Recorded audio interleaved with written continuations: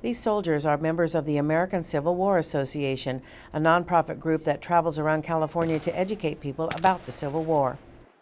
History is very important to know. The problem with learning history in school, in my opinion, is you're learning it in words on white paper, black and white. What we do is we take that history and we turn it into living color.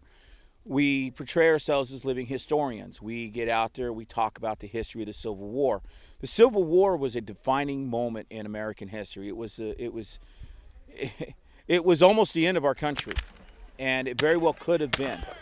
So we look at the Civil War as a very important part of our history, and many of us are descendants of soldiers who fought in the Civil War. I have family who fought both North and South, and I have family who died in the Civil War.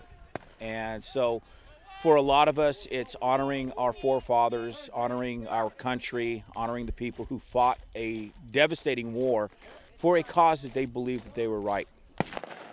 The uniforms are about as authentic as you can get. These are made the same way they were made in the period for the most part. We have sutlers we can buy our stuff from. Sutlers were, during the Civil War, were the supply chain for the Army. You would be issued what you needed, and then in the summertime you don't want your greatcoat, you just lay it on the side of the road and keep going. The sutlers would be there to replace it, sell food to the soldiers, things like that. They're often considered to be war profiteers. But that's who we go to, or we have seamstresses within the club and we buy there or the internet. The guns and cannons are real, the ammunition is not, but it still seems very real. What we did was very small compared to what the battles really were. The battles would take hundreds of acres, tens of thousands of men, hundreds of cannons, and thousands of horses to do.